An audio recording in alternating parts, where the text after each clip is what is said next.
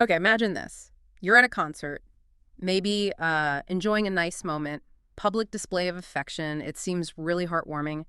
And then, bam, it's caught on the big screen. And suddenly, that moment shatters lives right there for everyone to see. Today, we're taking a deep dive into exactly that kind of viral moment. It was a kiss cam incident at a concert that ended up exposing this huge secret. It just completely took over the internet. We're going to unpack the precise details, look at the ripple effects, which were pretty surprising, and explore what this whole thing tells us about accountability, maybe transparency too, in a world where, let's face it, everyone has a camera in their pocket. Absolutely. And we're going to try and layer through it all, the immediate reactions, but also the bigger picture, the broader implications of this story. Our goal here is really to help you understand not just what happened, but maybe more importantly, why it escalated so incredibly quickly, why it became this global conversation, and what that reveals about the digital world we're all living in now. Right, exactly. So let's get into how this actually unfolded. It was a Coldplay concert, sources say, just normal concert night, big crowd, until the kiss cam, the one they always do, lands on this couple. And they weren't just anywhere, they were in a really visible spot, like a box or a balcony seat. And initially, people said they looked, well, very confident, really openly affectionate. It looked like just a sweet, loving moment between two people. Yeah, and that's what's so striking, isn't it? That initial confidence in such a public setting, I mean, Right. from how it looked, how our sources describe it. They were clearly presenting themselves as, a couple Yeah. in love, Hmm. which makes the irony almost painful because that very public display was just completely at odds with their actual situation. And then, boom, the story just takes this incredibly sharp turn the second they realized they were on the kiss cam.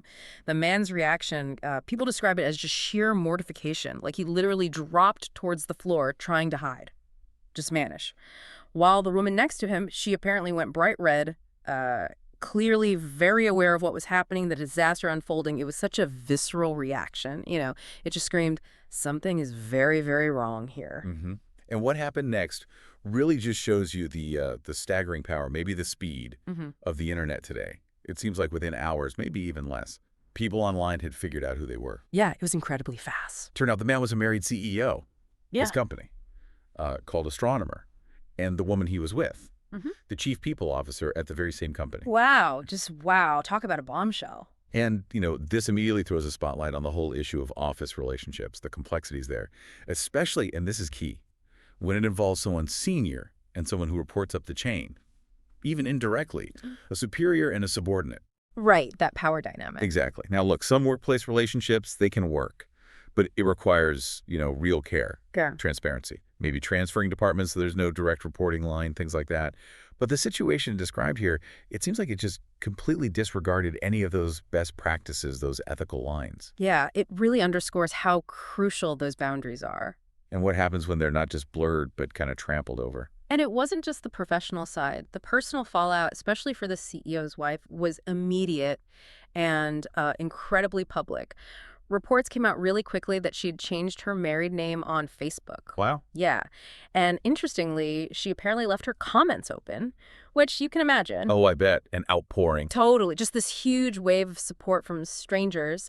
And the sentiment was really clear, really unified. Like, no woman deserves to wake up to that kind of news. Just awful. And looking at those online reactions, you see some really strong opinions about the infidelity itself. Very raw takes. One person sharing their view is pretty blunt, calling the act awful. One of the greatest shames someone could face. That's strong language. It is. And what made it even more striking was this person apparently admitted to having been, quote, that bad guy themselves in the past. It added this layer of, well, personal honesty maybe, to the condemnation. Yeah, it feels like the narrative that built up really hammered home the personal cost. The damage done, people describing the man's life as probably destroyed, highlighting the impact on his family, his kids especially, calling the whole thing so sad. hmm There's definitely that feeling of karma got them. Like the public exposure, the humiliation was well-deserved. Right, a sense of justice, almost. Almost. But interestingly, even mixed in with that judgment, there was also this thread of empathy, acknowledging the long-term pain this public shaming would cause. Some even saying, maybe he deserves a chance to make it right. It's a complicated mix, isn't it? Judgment, but also a little compassion. And tied into that, there was this really clear call for him to take responsibility. The message seemed to be own it, take the accountability, and then maybe, just maybe, let the story die down. Although that's easier said than done these days. Exactly. There's also this grim recognition that this isn't just going away. It's going to be, quote, forever be a meme that's going to haunt this family forever, which is just heavy. Yeah. And what stands out again and again in this whole story is how perfectly it reflects the reality we live in now. This social media-driven world, the days when a private mistake, a transgression can maybe stay private, they seem pretty much over. Totally gone. Now, everyone's got a camera. Everyone's streaming, posting instantly.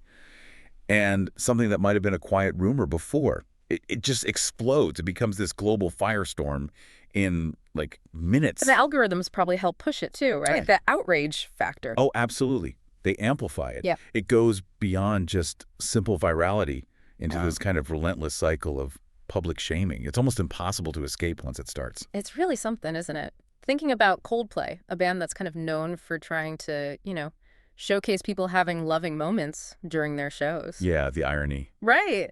They become the unwitting catalyst for this absolutely devastating public exposure. You even saw some people speculating online, wondering if Chris Martin might privately reach out to the wife, given, the band's reputation for being compassionate. It just shows the speed, doesn't it?